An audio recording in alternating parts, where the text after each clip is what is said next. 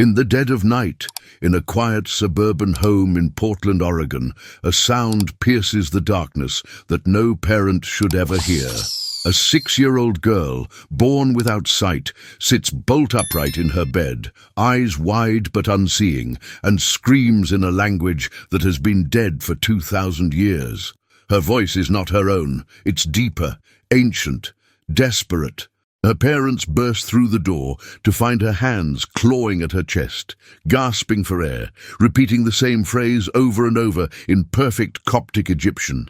"The stones are crushing me. I can't breathe. They're singing for the dead." The girl's name is Emma. She has never studied ancient languages.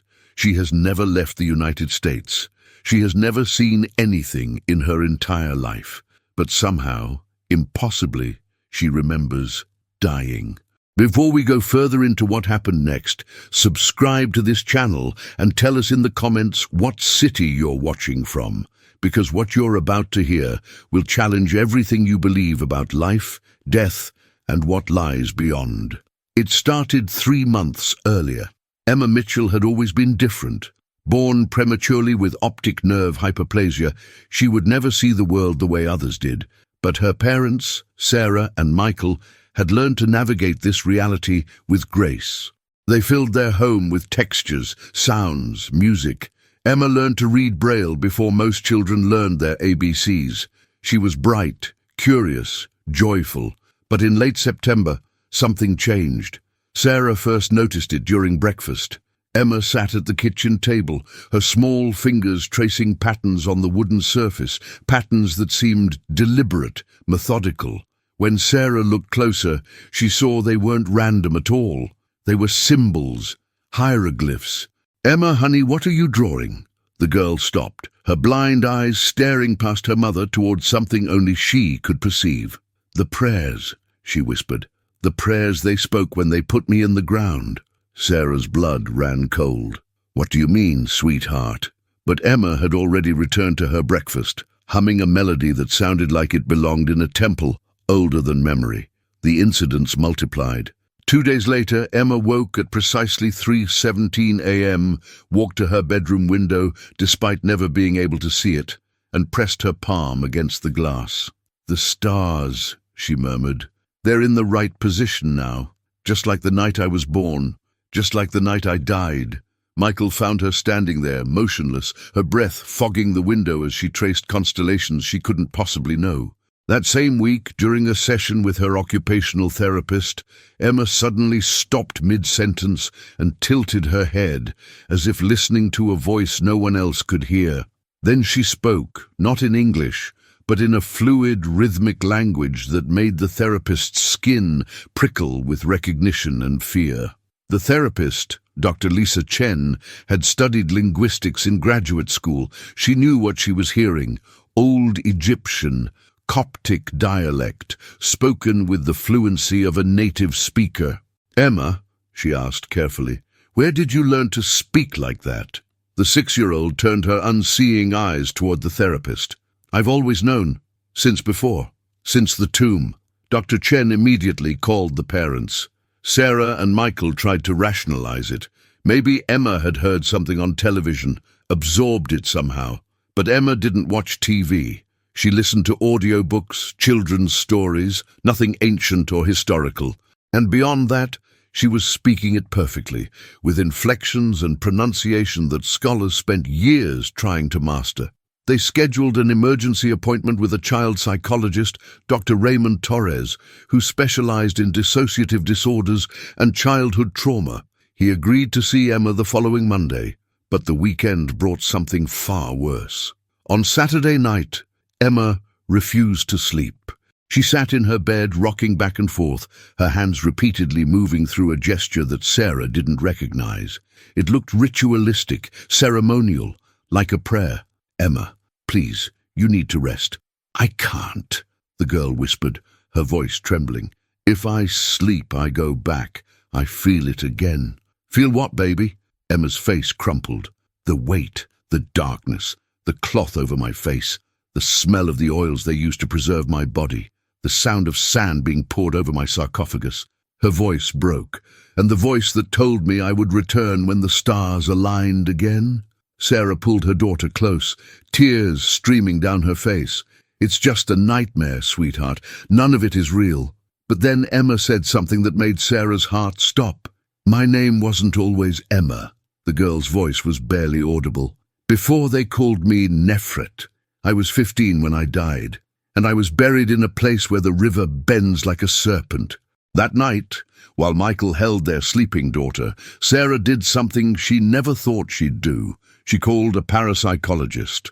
Dr. Evelyn Marsh arrived on Monday morning, a woman in her 50s with sharp eyes and an air of practiced skepticism. She had investigated hundreds of cases of supposed reincarnation, most of them easily explained by false memories, suggestion, or fraud. But Emma Mitchell was different. Dr. Marsh spent 3 hours with the girl, recording everything. The language assessments alone were staggering. Emma spoke Coptic Egyptian with regional dialect variations that hadn't been used since the Ptolemaic period.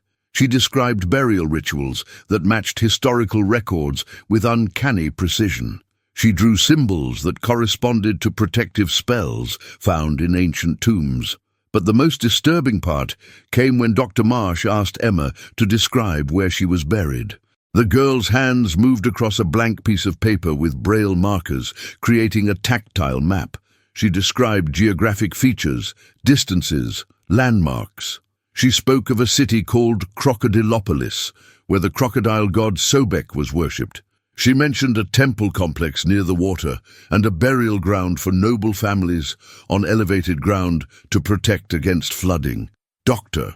Marsh photographed everything and sent it to a colleague, Professor James Whitmore, an Egyptologist at the University of Chicago.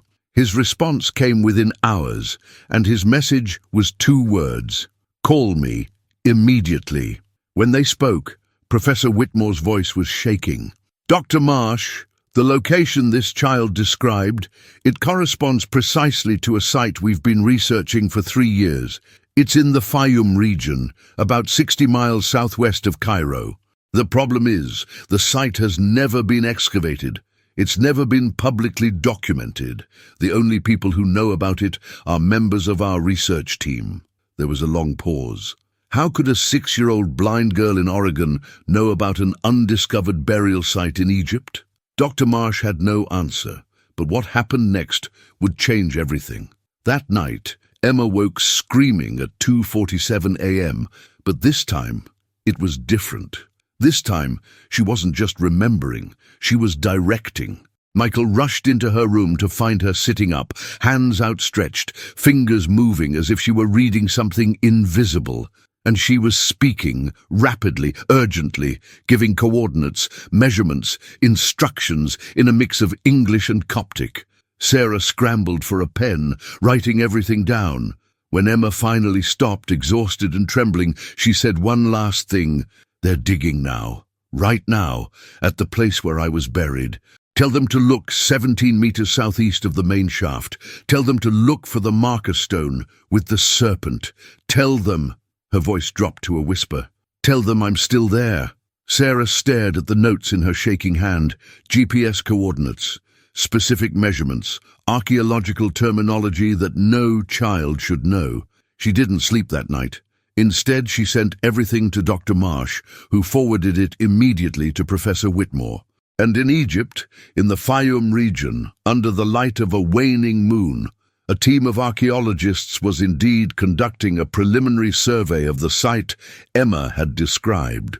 They had been working for 2 weeks, finding nothing but pottery shards and common artifacts, until they received Professor Whitmore's email at 4:32 a.m. local time, until they measured 17 meters southeast of their main excavation shaft, until they found the marker stone with the carved serpent, exactly where a blind 6-year-old girl, 5,000 miles away, said it would be. And when they began to dig, when they brushed away 2,000 years of sand and time, what they found beneath would prove that Emma Mitchell wasn't imagining anything, she was remembering.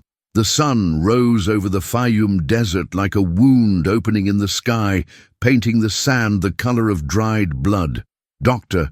Hassan Farouk, lead archaeologist on the site, stood over the excavation pit with his hands trembling around his coffee cup. He had been digging in Egypt for 23 years. He had uncovered temples, tombs, forgotten cities, but he had never experienced anything like this. 17 meters southeast of the main shaft, exactly as specified in the email from Professor Whitmore, they had found it. A limestone marker stone, weathered by millennia, carved with the image of a serpent coiled around a staff, the symbol of protection and healing. The symbol placed at the graves of those who died young. "How deep?" Dr. Farouk called down to his assistant Amir, who was carefully removing sand with a brush. 3 meters so far, and we're hitting structural stone. It's a chamber, Hassan, sealed. Dr. Farouk felt his pulse quicken. A sealed chamber meant it had never been disturbed, never looted. In archaeological terms, it was as close to time travel as humans could achieve. But the circumstances of this discovery gnawed at him. An American child, blind since birth, describing this exact location, these exact markers. It was impossible. And yet, here they were. He pulled out his satellite phone and called Professor Whitmore. "James, we found it. The marker, the chamber, everything she said. What exactly did this girl tell you?" On the other end, 7,000 miles away, in his Chicago office, Professor Whitmore sat surrounded by papers, recordings, and translations. "Hassan, she didn't just describe the location, she described the burial itself, the rituals, the prayers, the positioning of the body, and she gave a name. She said her name was Nefret." Hassan's breath caught. Nefret. That's an authentic ancient Egyptian name. It means beautiful one. "I know," Professor Whitmore said quietly. "Hassan, there's something else. The girl described her death. She said she died at 15 from a fever that made her bones ache and her mind drift. She said they buried her with turquoise amulets for protection and a scarab beetle carved from lapis lazuli. She said her mother wept so hard she collapsed at the tomb entrance." Hassan closed his eyes. "James, we haven't opened the chamber yet. We don't know what's inside." "Then open it," the professor said. "And Hassan, record everything. Because if what this child is describing is actually in that tomb, we're not just talking about an archaeological discovery. We're talking about evidence of something we don't understand, something that shouldn't be possible." The excavation team worked through the day and into the night, illuminated by floodlights that turned the desert into an otherworldly stage.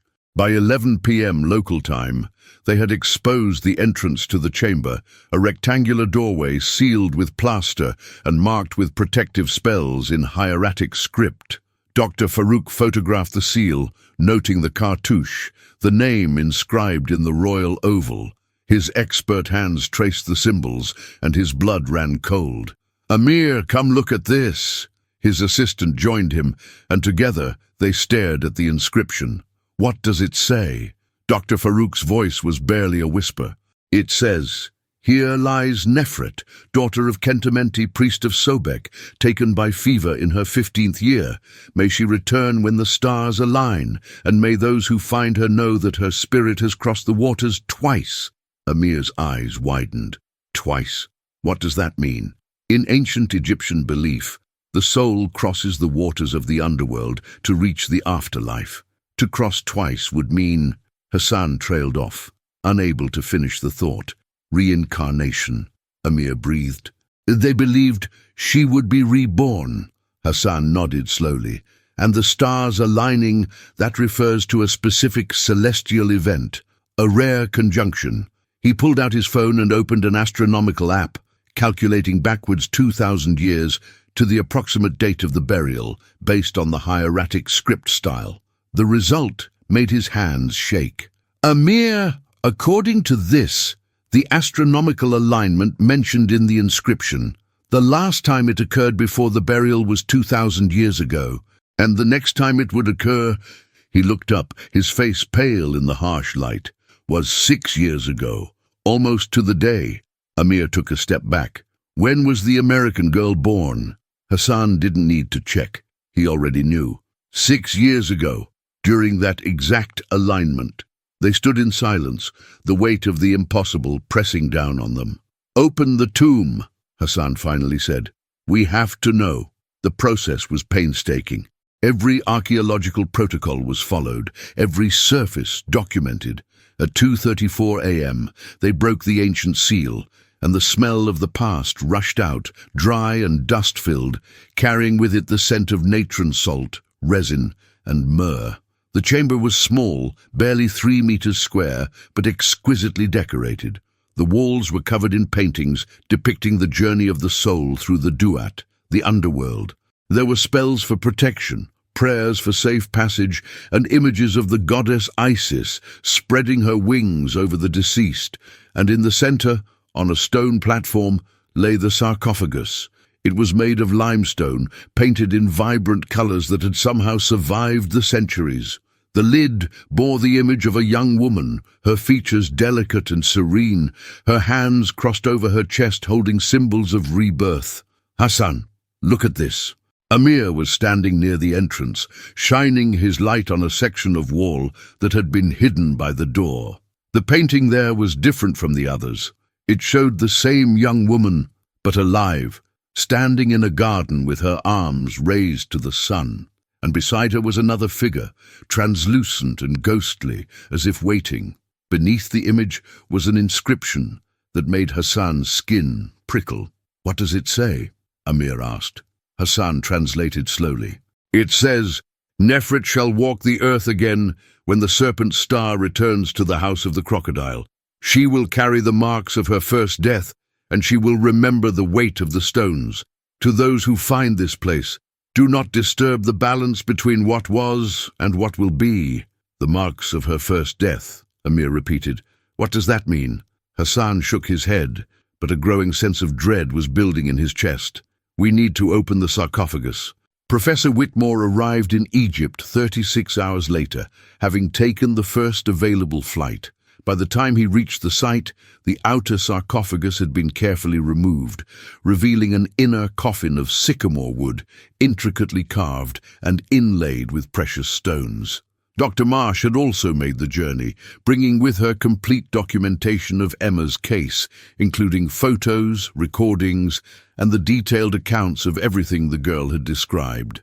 As the team prepared to open the inner coffin, Professor Whitmore asked the question that had been haunting him since he first heard about Emma Mitchell.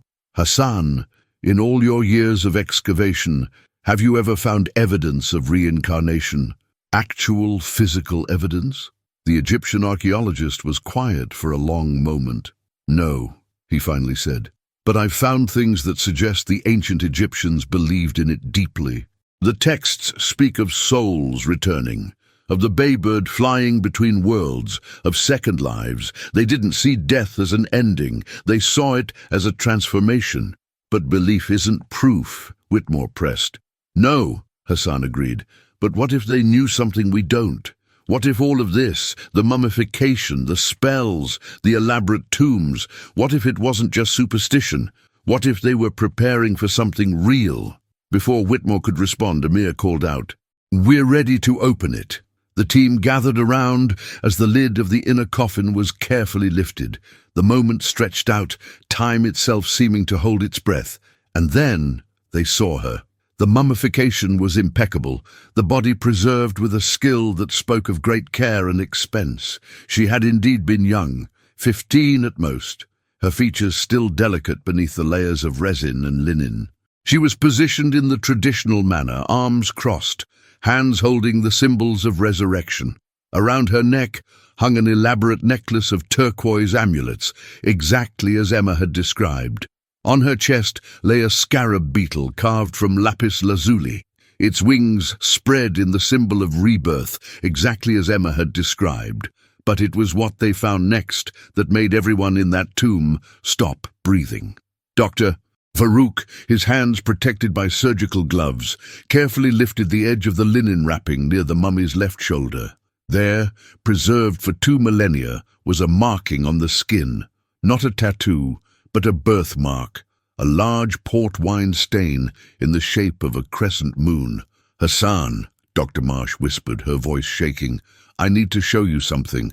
She pulled out her tablet and opened a photo. It was Emma Mitchell, taken during one of their sessions. In the image, the girl's shoulder was visible. On her left shoulder, in the exact same position, was an identical crescent moon-shaped birthmark. The silence in the tomb was absolute. Professor Whitmore's voice cracked when he finally spoke. "That's not possible. Birthmarks aren't carried across lives. They're genetic, developmental. There's no scientific mechanism for a blind child in Oregon to have the same birthmark as a girl buried in Egypt 2,000 years ago." Hassan finished. "No, there isn't." Dr. Marsh was scrolling through her notes, her face growing paler by the second. "There's more." Emma described other marks. She said she had a scar. She called it the place where the fever entered, on her right ankle. Hassan moved to the foot of the sarcophagus and carefully examined the wrapping. He paused, then called for a fiber-optic camera. The tiny lens was inserted beneath the linen, and the image appeared on a monitor. There, on the mummy's right ankle, was evidence of a lesion, a wound that had occurred near the time of death, partially healed but still visible. Hassan pulled out his phone and called Emma's mother directly, despite the time difference. Sarah answered on the second ring, her voice thick with sleep and worry. "Dr. Farouk, is everything okay? Did you find something?" "Mrs. Mitchell, I need to ask you a question, and I need you to be completely honest with me. Does Emma have any scars or marks on her body besides the birthmark on her shoulder?" There was a long pause. "Yes," Sarah said slowly. "She has a small scar on her right ankle. We've never understood it. She's had it since birth. The doctor said it looks like a healed wound, but that's impossible because she was born via C-section. There's no explanation for it." Hassan's hand tightened on the phone. "Mrs. Mitchell, I'm looking at the remains of a young woman who was buried 2,000 years ago. She has the same birthmark as your daughter, and she has the same scar in the exact same place." The sound of Sarah's sharp intake of breath was audible across the connection. "What are you saying?" "I'm saying," Hassan said slowly, "that your daughter isn't imagining her memories. She's not making this up. And I'm saying that we may need to reconsider everything we think we know about consciousness, identity, and what happens when we die." After the call ended, the team stood in the burial chamber, surrounded by paintings of resurrection and rebirth, staring at evidence that shouldn't exist. Professor Whitmore was the first to speak. The inscriptions mentioned marks of her first death. This is what they meant. The birthmark, the scar, they're carried across the boundary between lives. "But how?" Amir asked. "How is that scientifically possible?" No one had an answer. Dr. Marsh moved closer to the sarcophagus, studying the young woman's face. "Hassan, the inscriptions also mentioned something else. They said not to disturb the balance between what was and what will be. What did they mean by that?" Hassan didn't respond immediately. He was looking at the wall paintings again, specifically at the image of the ghostly figure waiting beside the living Nefret. "In ancient Egyptian theology," he finally said, "the soul was believed to be composed of multiple parts. The Ka, the Ba, the Ak. Each had a different function, a different destiny. But there was also a belief in the shadow, the Shiut. It was the part of the soul that could linger, that could exist in multiple times, simultaneously." He pointed to the ghostly figure in the painting. "What if this represents the Shiut? What if part of Nefret's soul never left? What if it's been waiting here, in this tomb, for the rest of her to return?" "Return?" Dr. Marsh's voice was barely audible. "You mean Emma?" Hassan nodded slowly. "The inscriptions say she will return when the stars align. Well, the stars aligned 6 years ago, and Emma was born. The inscriptions say she will remember. Emma remembers. The inscriptions say she will carry the marks. Emma has the marks. And the inscription also warned us," Professor Whitmore added, his voice grim. "It said not to disturb the balance." As if in response to his words, a sound echoed through the chamber. It was faint, distant, like wind moving through a narrow passage. But there was no wind. The tomb was sealed, 3 meters underground. The sound came again, and this time it was clearer. It sounded like breathing, slow, rhythmic, ancient. And then all of their phones rang at once, despite being in an underground chamber with no cell service. Dr. Marsh answered hers with shaking hands. It was Sarah Mitchell, and her voice was pure terror. "Dr. Marsh, something's happening to Emma. She woke up screaming. She says she can feel them opening her tomb. She says they need to stop. She says if they disturb the body, if they move it, the connection will break and she'll be lost between lives forever." Doctor Marsh looked at Hassan, her face white. "We just opened the sarcophagus." "I know," Sarah sobbed. "Emma knew the exact moment you did it. She felt it." In the tomb, the strange breathing sound was growing louder. The lights flickered. And on the wall, in the beam of their flashlights, the shadow of the ghostly figure seemed to move, turning toward them. Hassan made a decision. "Seal it," he ordered. "Seal the sarcophagus now. Don't move the body. Don't take anything." "But Hassan," Amir protested, "this is an incredible discovery. We can't just—" "Seal it." Hassan's voice cracked with authority and fear. "We don't understand what we're dealing with, and until we do, we don't disturb anything else." As the team carefully replaced the inner coffin lid, the breathing sound faded, the lights steadied, and on the other end of the phone, Sarah Mitchell reported that Emma had suddenly gone quiet, collapsing into a deep sleep. But before she hung up, Sarah added one more thing. "Dr. Marsh, before Emma fell asleep, she said something. She said, 'They found me. Now they have to find the message. The real warning isn't on the tomb walls. It's written where only I can see it, where light has never touched.'" Dr. Marsh repeated the words aloud, and every person in that tomb felt their blood run cold. Because Emma was blind. She couldn't see anything, unless she was speaking from the perspective of someone else. Someone who had been buried in darkness for 2,000 years, waiting for the moment when the stars would align, and the two halves of the same soul would finally connect across time itself.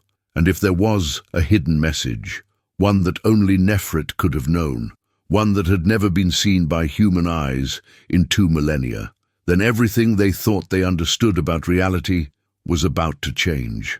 Hassan looked at his team. "We search every centimeter of this tomb. We use ground-penetrating radar, ultraviolet light, infrared scanning. If there's a hidden message, we find it." "And if we find it," Professor Whitmore asked quietly. Hassan's expression was grim. "Then we learn what the ancients were really trying to warn us about." The team worked through the night, transforming the ancient burial chamber into a high-tech forensic laboratory. Ground-penetrating radar units hummed against the limestone walls, searching for hidden cavities. Ultraviolet lamps cast an eerie purple glow across surfaces that hadn't been illuminated in 2,000 years. Infrared cameras captured thermal variations that might indicate concealed passages or inscriptions covered by later plaster. Dr. Farouk stood in the center of the tomb, slowly rotating in a circle, trying to think like an ancient priest. "If you wanted to hide a message," he mused aloud, "a message meant only for someone specific, someone who would return. Where would you put it?" Dr. Marsh checked her phone again. Emma was still sleeping, but restlessly. Sarah had set up a camera in her daughter's room and was streaming it to Dr. Marsh's device. Even in sleep, the girl's fingers moved constantly, tracing symbols in the air, her lips forming silent words. "Hassan!" Professor Whitmore called out from the far corner of the chamber. "We found something!" Everyone gathered around as Whitmore pointed to a section of wall near the floor, almost hidden behind the stone sarcophagus platform. Under normal light, it appeared to be nothing but blank limestone, but under ultraviolet light, something else emerged. Symbols, dozens of them, written in a substance that didn't fluoresce like the regular pigments used elsewhere in the tomb. It was almost invisible, revealed only by its absence of fluorescence under UV light. "What is that?" Amir breathed. Hassan knelt down, his experienced eyes analyzing the composition. It's written in a mixture of oil and ash, specifically lamp oil and burned papyrus ash. It wouldn't have glowed in firelight, which is what they used. In daylight, it would be nearly invisible against the limestone. Only under artificial UV light can we see it. But why hide it at all? Dr. Marsh asked. This was a sealed tomb. No one was meant to see any of it. Unless, Professor Whitmore said slowly, it wasn't meant for the people who sealed the tomb. It was meant for whoever came later, whoever came when the alignment occurred. Hassan was already photographing the symbols, his hands steady despite the thundering of his heart. These aren't hieroglyphs, he said. This is hieratic script, the cursive form. More personal, more intimate, used for letters, diaries, private communications. He began to translate, his voice dropping to a whisper as the meaning became clear. I am Kentamenti, priest of Sobek, scribe of the sacred texts, and I write this in the darkness of my grief. My daughter Nefret has been taken by the bone fever. For 7 days she burned. For 7 days she spoke in voices not her own, languages I did not recognize. In her delirium she described places she had never been, times she had never lived. Hassan paused, his throat tight. He knew. Her father knew something was happening. He continued reading. On the night before she died, Nefret became lucid. She took my hand and told me she had seen the path of her Ka, her soul. She said she would cross the waters of the Duat, but not remain there. She said the stars had shown her another life, another body, another time when she would wake with no sight but perfect memory. She made me swear that I would leave this message, hidden from the embalmers, hidden from the tomb sealers, hidden from all but the one who would come looking with new eyes in an ancient darkness. The team stood frozen, barely breathing. To the one who reads this, Hassan's voice shook, know that Nefret did not die in fear. She died knowing she would return, but she also died knowing there is a price for such a crossing. The soul that splits between times is never whole in either. Part of her remained here, bound to this place waiting. Part of her traveled forward, seeking new flesh, new life. Dr. Marsh's phone buzzed. A message from Sarah. Emma just woke up. She's speaking in that language again. She says, tell them to read what my father wrote. Tell them about the splitting. Hassan's hands trembled as he continued translating. The priests did not believe me. They thought it was a father's madness, grief turning reason to fantasy. But I know what I saw. I know what Nefret told me. She said that if her body were ever disturbed, if the pieces of her soul were pulled apart before the alignment was complete, she would be lost. Not dead, not alive, but suspended in the space between worlds. She would feel everything, remember everything, but exist nowhere. The alignment, Professor Whitmore interjected. The celestial alignment. It already happened 6 years ago, when Emma was born. So the alignment is complete, right? Hassan shook his head slowly. No, there are different types of alignments in Egyptian astronomy. The birth alignment marks the return, the beginning of the second life. But according to their beliefs, there should be a second alignment, a completion alignment, when the two halves of the soul fully integrate. He looked down at his astronomical charts, and according to these calculations, that alignment... He stopped, his face going pale. When? Dr. Marsh demanded. 48 hours from now, in exactly 2 days, the same stellar configuration that occurred at Nefret's birth 2,000 years ago, and again at Emma's birth 6 years ago, will occur one more time. The completion alignment. The implications hung in the air like a physical weight. Amir was the first to speak. So Emma isn't just remembering Nefret's life. She is Nefret, the same soul, split across time, waiting to become whole again. And if we disturb the tomb before that happens, Dr. Marsh added, voice hollow, we could trap her between lives forever. Hassan returned to the hidden inscription. There's more. I have left markers, signs that only Nefret will recognize. On her body, I placed the sign of the crescent moon, a mark that will follow her across the waters. On the evening star, she will remember. On her ankle, where the fever first entered, I cut the symbol of passage, a wound that will heal in both lives, a reminder of the threshold she crossed. He gave her the marks deliberately, Professor Whitmore realized. The birthmark, the scar, they weren't accidents of reincarnation. They were intentional guides, ways for Nefret to recognize herself when she returned.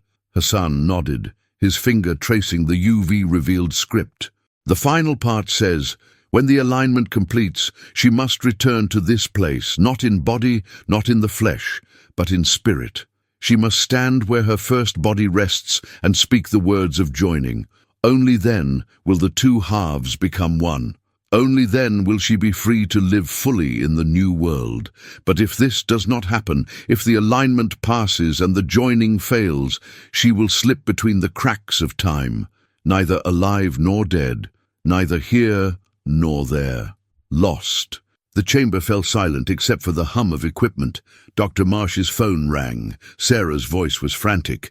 She wants to come to Egypt. She says she needs to be there. She says she has to go back to the tomb. Sarah, she's 6 years old. She can't possibly... She's not asking, Sarah interrupted, her voice breaking. She's demanding. And Dr. Marsh, she's not speaking like a child anymore. She's speaking like someone much older, someone who knows exactly what needs to happen. Doctor, Marsh looked at Hassan. Can we bring her here? Is it even safe? The Egyptian archaeologist's face was torn between scientific caution and growing certainty about what they were witnessing. According to the inscription, she needs to be here for the completion alignment, in 2 days. That's not enough time, Professor Whitmore protested. The logistics alone, getting a child to Egypt, the permits, Then we make it enough time, Hassan said firmly. Because if we don't, and that inscription is accurate, we're not just risking an archaeological mystery, we're risking the existence of a child's soul. Within 6 hours, emergency arrangements were made. Professor Whitmore used every academic connection he had. Dr. Marsh called in favors from colleagues in psychology and medicine who could provide documentation for Emma's treatment requirements. Hassan leveraged his position with the Egyptian Ministry of Antiquities. Remarkably, impossibly, every door opened. Every permit was expedited, every barrier dissolved, as if the universe itself was conspiring to bring Emma Mitchell back to the place where she had died 2,000 years before. But as the team made preparations, working into the night, something else was happening in the tomb. Amir, left alone to monitor the equipment, noticed it first. The temperature was dropping, not gradually, but in sudden plunges. His breath became visible in the air. The limestone walls, warm from the day's desert heat, were now cold to the touch, and the equipment was malfunctioning. The UV lights flickered. The ground-penetrating radar displayed impossible readings, showing movement where there should be only solid stone. The infrared cameras captured a heat signature near the sarcophagus, a vague human outline, even though Amir was on the other side of the chamber. He was about to call Hassan when he heard it. A voice. Female, young, speaking in ancient Coptic. He couldn't understand the words, but the tone was clear. It was a warning. Urgent. Desperate. Amir activated his audio recorder and called out, "Nefret, is that you?" The temperature dropped another 10 degrees. The UV lights went out entirely, plunging the chamber into darkness except for the emergency lighting. And in that darkness, Amir saw something that made his rational mind rebel. A figure, translucent, barely visible, standing beside the sarcophagus. A young woman, her form wavering like heat shimmer, her eyes ancient and sad. She was pointing at the hidden inscription, then at the ceiling of the tomb, then at her own chest. Amir's hands shook as he raised his camera, but the moment he did, the figure vanished. The lights came back on. The temperature normalized, and he was left standing in an empty tomb, his recording device showing nothing but static. When Hassan returned an hour later, Amir told him everything, expecting to be dismissed as exhausted, stressed, imagining things. Instead, Hassan simply nodded. She's still here, part of her, The part that's been waiting for 2,000 years for the rest of her to come back. But Hassan, that would mean consciousness doesn't end with death, Hassan finished. That would mean the ancient Egyptians were right about the soul. That would mean everything we think we know about the nature of existence is incomplete. He looked at the sarcophagus with something approaching awe. And in 42 hours, we're going to watch a soul that split across 2 millennia finally become whole again, or we're going to watch it be destroyed forever. In Portland, Emma Mitchell sat in her darkened bedroom, her blind eyes staring at nothing, her hand pressed against her left shoulder, where the crescent moon birthmark lay. She could feel it, the pull, the calling, the other half of herself waiting in the darkness of a tomb, counting down the hours until the stars would align one final time. And she whispered in a language no 6-year-old should know, "I'm coming home. Wait for me. Just wait a little longer." The flight from Portland to Cairo took 14 hours, but for Emma Mitchell, it felt like crossing an ocean of time itself. She sat quietly in her seat between her parents, her small hands folded in her lap, her unseeing eyes fixed on something only she could perceive. She hadn't spoken in English since they boarded the plane. Every word that came from her lips was in ancient Coptic, and the tone was no longer a child's voice. It was older, weighted with knowledge and memory. Sarah held her daughter's hand, feeling the strange coolness of the girl's skin, watching her lips move in silent prayer or recitation. Michael sat on the other side, his face haggard from stress and lack of sleep. Neither of them had any idea what they were walking into. They only knew that their daughter was being pulled towards something, and they had no choice but to follow. Dr. Marsh and Professor Whitmore were on the same flight, several rows back, going over every detail of the case, every translation of the inscription, searching for any clue they might have missed about what was supposed to happen during the alignment. "James," Dr. Marsh said quietly, "what if we're wrong? What if this is some kind of mass delusion, confirmation bias, a 6-year-old girl with an identical birthmark to a 2,000-year-old mummy?" Whitmore interrupted gently. "A child speaking a dead language she's never studied, describing a tomb that hadn't been excavated, providing coordinates that led us directly to a sealed chamber?" He shook his head. "Evelyn, I've spent 30 years studying ancient Egypt. I've always treated the religious texts as mythology, metaphor. But what if they weren't? What if they were actual instructions, actual knowledge about how consciousness works?" Dr. Marsh had no answer. She looked out the window at the darkness beyond, the stars invisible through the cabin lights, but still there, moving into their ancient positions, counting down to an alignment that happened once every 2 millennia. They landed in Cairo at dawn, 31 hours before the alignment. A military escort was waiting, arranged by the Egyptian government, which had taken a sudden and intense interest in the case. The entire group was transported directly to the Fayum site by helicopter, bypassing the usual bureaucratic delays. When Emma stepped off the helicopter into the desert morning, she stopped. Her entire body went rigid. Sarah caught her before she fell, and the girl gasped, her breath coming in short, sharp bursts. "Emma, baby, what's wrong?" But the girl who answered wasn't Emma. The voice was accented, ancient, speaking English, but with the cadence of someone translating from another language in her mind. "I can feel it, the body, my body. It's close. It's pulling at me like a tide. Part of me is there, trapped in the darkness, and part of me is here, but we're not whole. We're not complete." Dr. Farouk approached, his expression a mix of scientific curiosity and deep compassion. "Nefret," he said gently, using the ancient name, "we're going to help you. We're going to make sure the alignment happens the way it's supposed to." The girl's blind eyes turned toward him with uncanny precision, as if she could see him through some other sense. "I know you," she whispered. "Your face is different, but your car, your soul, it's familiar. Were you there? Were you one of the priests who sang at my burial?" Hassan felt a chill run down his spine. "I don't know," he admitted. "But I'm here now." Emma nodded slowly. "Then we must hurry. The closer the alignment comes, the more I feel myself being pulled apart. It's like standing on the edge of a great chasm, with one foot on each side, and the ground is crumbling.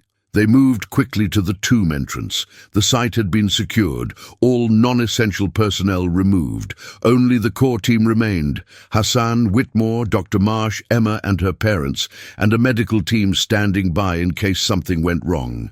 When they descended into the burial chamber, Emma's reaction was immediate and visceral. She collapsed to her knees, her hands pressing against the stone floor, and she began to weep, not the crying of a child, but the deep, wrenching sobs of someone who had been separated from themselves for an eternity and was finally, impossibly, close to being reunited. "It's here," she gasped between sobs. "I'm here. Oh gods, I'm here. I can feel her, I can feel me. We're so close." Sarah knelt beside her daughter, tears streaming down her own face, not understanding, but feeling the profound weight of the moment.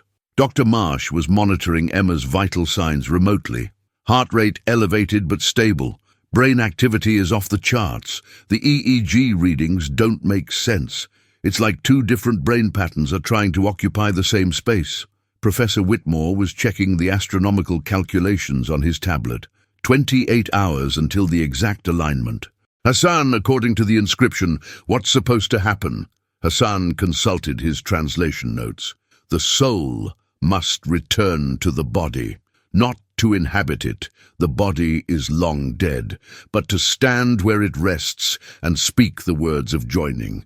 The inscription says, "When the stars of birth and death align with the house of the crocodile god, the divided soul must speak its true name, the name that exists beyond all names, and the split will mend." "The true name," Emma whispered from the floor. "In ancient Egypt, your true name was the essence of your being. It was hidden, secret, known only to you and the gods. If someone knew your true name, they could control your soul." "Do you know it?" Dr. Marsh asked gently. "Do you know your true name?" Emma was quiet for a long moment. "I'm starting to remember, but it's not complete. Part of the name is in her, in the body, in the memories that stayed with the flesh. And part of it is in me, in the memories that traveled forward. When the alignment happens, when the barrier between us dissolves, the name will be whole again, and I'll speak it, and we'll become one. And if you don't speak it in time," Sarah's voice was barely audible, "if the alignment passes." Emma turned her blind eyes toward her mother, and the expression on the child's face was ancient and heartbreaking. "Then Emma Mitchell will continue to live, but she'll never be complete. She'll always feel like something is missing. She'll have memories that don't fit, knowledge that shouldn't exist, a longing for something she can't name. And Nefret will remain here, trapped in this tomb, conscious but unable to move or speak or fade. For both of us, it would be a living death. The hours that followed were the longest any of them had experienced. Emma sat in the tomb, cross-legged before the sarcophagus, her hands resting on the stone, her lips moving in constant whispered conversation. She was speaking to herself, to the other half of her soul, bridging the gap across 2 millennia, with words that no one else could fully understand. The team monitored everything. Astronomical updates came every hour as the stars moved into position. Temperature readings showed the chamber continuing to cool despite the desert heat above. Electromagnetic readings spiked and fell in patterns that defied explanation. And Emma changed. With each passing hour, she seemed less like a 6-year-old child and more like a fusion of two beings. Her posture shifted, becoming more formal, more controlled. Her facial expressions took on a quality that was anachronistic, ancient. When she spoke, it was often unclear which identity was speaking, Emma or Nefret, or if those distinctions even mattered anymore. 16 hours before the alignment, Emma asked for the sarcophagus to be opened. Hassan hesitated, remembering the warning about disturbing the body, but Emma shook her head. "It's time," she said. "I need to see myself. Not with these eyes, they've never worked. But I need to be close. I need to touch what I was." With careful precision, the inner coffin lid was removed.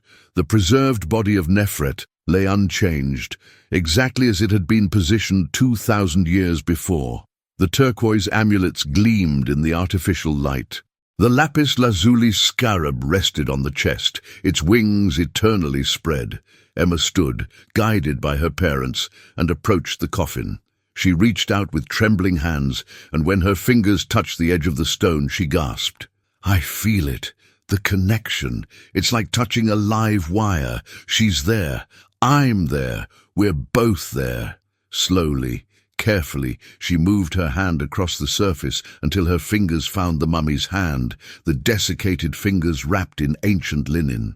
The moment contact was made, Emma went rigid, her back arching, her mouth opening in a silent scream. The lights in the tomb flickered violently. Every piece of electronic equipment malfunctioned simultaneously, and for just a moment, everyone in that chamber saw it. A translucent figure superimposed over Emma's body, the image of a 15-year-old Egyptian girl, solid and real and present, occupying the same space as the 6-year-old blind child. Then it was gone, and Emma collapsed. Sarah caught her, and the girl's eyes were open, blind but somehow seeing, tears streaming down her face. "I remember," she whispered. "I remember everything, both lives, all of it, the fever, the darkness, the long waiting, and then the light, the new body, the confusion of being born without sight but with memories I couldn't process. I remember all of it." Dr. Marsh's hands were shaking as she checked the EEG readings. "The brain patterns," she breathed. "They've merged. It's not two patterns anymore. It's one, but it's more complex than any human brain activity I've ever seen." 8 hours before the alignment, Emma began to prepare. She asked for water from the Nile, for natron salt, for olive oil. With these simple elements, she performed a ritual that Hassan recognized from ancient texts but had never seen practiced. She was purifying herself, preparing for a sacred moment, following instructions that were older than written history. 4 hours before the alignment, she asked everyone to leave except Hassan, Professor Whitmore, and Dr. Marsh. She needed witnesses, she explained, but not a crowd. Sarah and Michael protested, but Emma, speaking with authority that transcended her age, assured them she would be safe. "You're my parents in this life," she said gently, "and I love you. But what I'm about to do, you can't be here for. It's not meant for those who have only lived once." Reluctantly, tearfully, they left. 2 hours before the alignment, the temperature in the tomb dropped to near freezing. The light took on a strange quality, as if it were bending around something invisible. The air itself seemed to thicken, becoming harder to breathe. 1 hour before, Emma positioned herself at the head of the sarcophagus, her hands placed on either side of Nefret's head. She began to chant in Coptic, words of power, words that Hassan recognized from the oldest pyramid texts. Spells of resurrection and transformation. 30 minutes before, the translucent figure appeared again, but stronger now, more solid. The ghost of Nefret, or perhaps the soul of Nefret, standing beside her own dead body, reaching toward Emma with hands that weren't quite material. 15 minutes before, Emma's voice changed, becoming dual-toned, as if two people were speaking in perfect synchronization. "I can feel the stars," the voices said. "They're moving into position. The same position they held when I took my first breath in that life, and my first breath in this life. The position that happens only once in 2,000 years." 5 minutes before, reality in the tomb began to break down. The walls seemed to shimmer. The past and present overlapped, and for brief moments the team could see the tomb as it had been, newly painted, fresh flowers wilting in the dry air, priests chanting, a father weeping over his lost daughter. 2 minutes before, Emma spoke clearly. "This is it. The alignment is about to complete. I'm going to speak my true name, the name that encompasses both lives, both identities, the eternal self that transcends bodies and time." 1 minute before, the ghostly figure of Nefret reached out and placed her translucent hand directly over Emma's heart. The child's body lit up from within, glowing with a light that had no visible source. And then the moment arrived. The stars aligned. Somewhere far above, in the vast clockwork of the universe, ancient lights moved into a configuration they had held only twice before in recorded history.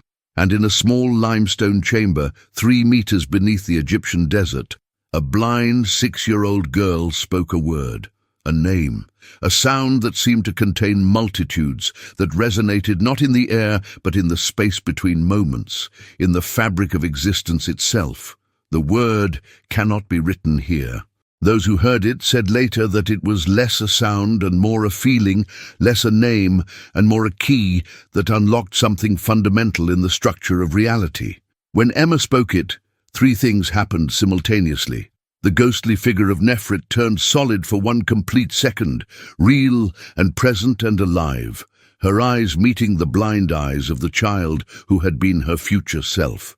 In that second, she smiled, radiant and free. The body in the sarcophagus disintegrated, not violently but peacefully, the preserved flesh and bone turning to dust in an instant, returning to the elements from which it had come, no longer needed as an anchor for a split soul. And Emma Mitchell's blind eyes flared with light just for a moment, and in that moment she could see, not with the physical eyes that had never worked, but with some other sense, some other way of perceiving. She saw the faces of the 3 people in the tomb with her. She saw the painted walls. She saw the past and the present, and the thin line between them. And then the light faded, the alignment passed, the moment ended. Emma opened her eyes, blind once more, but completely, utterly at peace. "It's done," she whispered. "We're one now.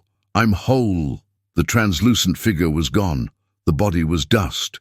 The impossible cold lifted. The light returned to normal. And a 6-year-old girl, born in Portland, Oregon, who carried within her the complete memories of 2 lives lived 2,000 years apart, sat in an ancient tomb and smiled. Dr. Marsh checked her equipment with trembling hands. "The brain activity," she said, voice shaking. "It's normalized, but it's different. It's more complex than before, as if there's additional structure. Like a brain that's lived twice as long, experienced twice as much, compressed into a child's neurology." Professor Whitmore was staring at the sarcophagus, at the dust that had been a body. "It's impossible," he whispered. "All of this. Scientifically impossible." Hassan shook his head slowly. "No, James, not impossible. Just operating according to laws we don't yet understand. The ancient Egyptians knew something about consciousness, about the soul, that we've forgotten. And tonight we witnessed the proof." They helped Emma to her feet. She was exhausted but calm, more centered than she had been since the memories first began. They ascended from the tomb, emerging into the desert night where the stars were already moving out of alignment, the cosmic window closing until another 2,000 years would pass. Sarah and Michael rushed to their daughter, holding her close, checking her, desperate to know she was all right. Emma hugged them back, and when she spoke, it was purely her voice, no dual tones, no ancient accent, just a 6-year-old girl. "I'm okay, Mom. Dad, I'm better than okay. I'm me now. All of me." "Do you still remember?" Sarah asked hesitantly. "Do you still remember being her?" Emma nodded. "I remember everything. Both lives completely. It's like having 2 sets of memories that fit together perfectly, like pieces of a puzzle I didn't know was incomplete. I remember dying in Egypt from fever. I remember the darkness of the tomb. And I remember being born in Portland, being held by you for the first time, learning Braille, every moment of this life too." "Does it hurt?" Michael asked, his voice tight. "Remembering dying?" Emma considered this carefully. "No," she finally said. "It did before, when the memories were separated, when part of me was still trapped back there. That hurt. But now that we're together, now that I'm whole, it's just memory. Like remembering a dream. It happened, but it's over. I'm here now. I'm alive now." She paused, then added quietly, "And I won't have to do this again. My father, Kentamenti, he wrote that in the hidden inscription too, the part we haven't translated yet. He said the soul only splits once. After the joining, after the completion, the spirit is whole forever. When I die in this life, I'll move on normally, wherever souls go when they're done. The team stayed at the site for 3 more days, documenting everything, reviewing footage, trying to make sense of what they had witnessed. The Egyptian government, after much deliberation, decided to seal the tomb permanently. The sarcophagus was left open, the dust that had been Nefret's body still resting where it had fallen. A plaque was installed at the entrance. Here lies Nefret, who crossed the waters twice and returned home. Before they left Egypt, Emma asked to visit the tomb one last time, alone. Hassan agreed, watching from above as the small blind girl descended into the chamber, her hand trailing along the wall with perfect familiarity. She stood in the center of the burial chamber for 10 minutes, saying nothing, just breathing, just being present in the space where both of her lives had intersected. When she emerged, her face was serene. "Thank you," she said to Hassan, "for finding me, for letting me become whole." "What will you do now?" Hassan asked gently. Emma smiled, a complex expression that held both the innocence of childhood and the wisdom of ancient experience. "I'll live," she said simply. "I'll go to school, make friends, learn about the world. But I'll also study ancient Egypt, learn the language properly, understand the culture that was mine once. And maybe, when I'm older, I'll come back here. Not to dig," she added quickly, "but to teach, to help others understand what we've learned." She paused, her blind eyes gazing in Hassan's direction. The ancient Egyptians weren't primitive. They weren't superstitious. They knew something real about how consciousness works, about how the soul can transcend time. We've forgotten it, focused too much on the material, the provable. But it's real. I'm proof it's real. 6 months later, back in Portland, Emma Mitchell attended 1st grade. To the other children, she was simply the blind girl who was really good at history and spoke a bunch of weird languages. To her teachers, she was a prodigy, memorizing entire textbooks, understanding complex concepts with unusual depth. But to her parents and to the small group of researchers who had witnessed the alignment, she was something far more remarkable. Evidence that consciousness doesn't end with death, that identity can transcend the boundaries of time, and that the ancient mysteries are sometimes more accurate than modern skepticism. Emma still had the crescent moon birthmark on her shoulder. She still had the small scar on her ankle.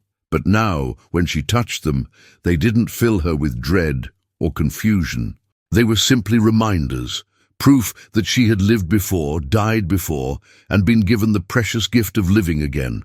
And on quiet nights, when the house was dark and silent, she would sometimes speak in Coptic, whispering prayers of gratitude to Kentamenti, the priest who had been her father 2,000 years ago, who had loved her enough to leave a message across time, who had given her the markers she needed to find her way home. The tomb in Egypt remained sealed, a mystery known to only a few, but the implications of what had happened there, what had been proven in that small limestone chamber, would ripple outward through the scientific and spiritual communities for generations. Because Emma Mitchell had done something no one in modern history had ever done. She had died, waited 2,000 years, been reborn, and remembered everything. She had proven that consciousness is eternal, that identity can span multiple lives, and that love, even the love of a father for his dying daughter, can transcend the boundaries of time itself. And in the end, that was the greatest discovery of all. Not the tomb, not the artifacts, not even the impossible astronomical alignment, but the simple, profound truth that the ancients had known all along. The soul is eternal. Love is the only force stronger than death, and some bonds can never be broken, not by time, not by distance, not even by the grave itself. Emma Mitchell, who was also Nefret, who was and is both and neither and completely herself, would carry that truth forward into whatever future awaited her, living proof that the impossible is sometimes just the truth we haven't yet learned to see.